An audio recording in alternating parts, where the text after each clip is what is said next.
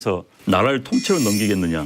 난 이걸 뒤에 붙여놓은 것 보고 나도 처음에 무슨 말인가 처음에 하다가 주어 대상이 없는 거예요. 가로 열고 김정은에게라든지 북한 이걸 해줬으면 좋을 텐데 이 말을 차마 못 쓰는 것 같아. 부유한 나라를 만들겠습니다 하면 다 쉽게 하잖아. 당신에게 돈을 주겠습니다 하면 쉬운데 나라를 누구에게 무슨 말이지? 벌써 이제 정치적 슬로건의 단순 명령 쉬어야 되는데 이제 거기서 어긋난 겁니다. 저는 이미 거기에 대해서는 공개적으로 이게 잘못됐다. 국민의 대다수의 인식과 다르기 때문에 국가라는 것은 결국은 경제와 안보라는 그 두 가지 큰 가치를 어떻게 실현시킬 거냐에 대한 그 방법론들에 대한 경쟁이라고 보거든요.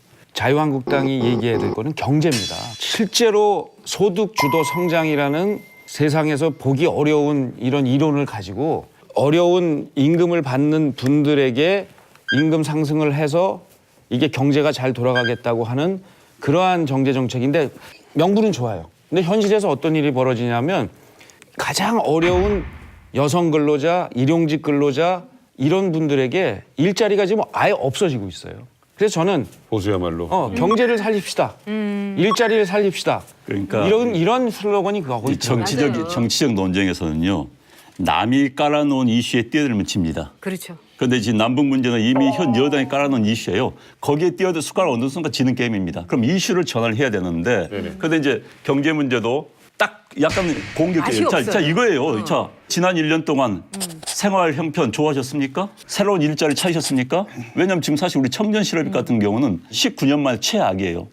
그러니까 이렇게 공격적이고 마음이 닿는 정치적 이슈의 패러다임을 전환시켜줘야 하는데 끌려가니까 안 되는 거야. 난 참 답답해. 누가 그래. 그 노무현 정권 당시에 이제 워낙 지지율이 낮았잖아요. 뭐 역대 최저로 낮았었고 그래서 그 당시에 비판했던 게 이제 이 무능한 정권보다 차라리 부패한 정권이 낫다. 그러면서 뭐 보수 정권 된다면 뭐 경제가 다 일으켜지고 지금 뭐 남북 관계 무슨 속고 있는데 우리가 제대로 만들어 보겠다고 했는데 지난 경제 성장률도 노무현 정권 때는 한 5%대였다면은 이명박 박근혜 정부 때는 한 2, 3% 그 GDP 성장밖에 없었기 때문에 보수들이 손을 잡았는데 정권을 잡았는데 경제가 나아졌다고 피부로 솔직히 못 느끼고 있었고요. 특히 남북 관계는 그 누가 잘못했던 간에 하여튼 국민들 9년 동안 불안하고 있었어요. 왜냐면은 가장 위급한 순간 우발적인 사건이 발생했을 때 최소한 한 라인 하나라도 있어야지 전화 한 통이라도 하고 좀 진위를 파악할 텐데 다 끊어버렸잖아요. 그게 어떤 상황이든 상관없이.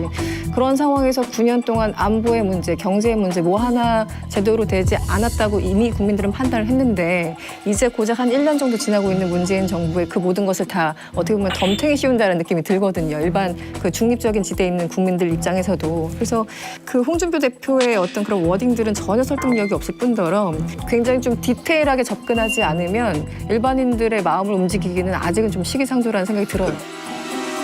자 내일부터 본격 선거